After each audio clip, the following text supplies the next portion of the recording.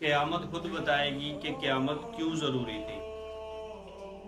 अल्लाह के बंदो, अल्लाह ताला ने आपको इज़्ज़त दी है, शोहरत दी है, मालो दौलत दे दी, बादशाहत दे दी, तो क्या आप जो सरवरे कायनात हैं, हमारे नबी हैं, उनकी शान की गुस्ताखी करोगे? आपको शर्म नहीं आती इस बात के ऊपर कि रोज़ा रसूल के अंदर जहाँ हमारे रसूल नंगे पाँव चलते रहे, जहाँ हमारे सहाबा कराम नंगे पाँव चलते रहे, वहाँ आप गाड़ियों में जाकर घुस रहे हो? मालो दौलत और शोहरत की जो ताकत है, ये गैर मुस्लिमों को दिखाओ, उनके आप तलवे चाटते हो और हमारे नबी की जाके गुस्ताखी करते हो। और जो बंदा वहाँ कोई दरूद शरीफ पढ़ता है, उसके ऊपर आप मुकदमे चलाते हो। आपकी क्या सजा बनती है?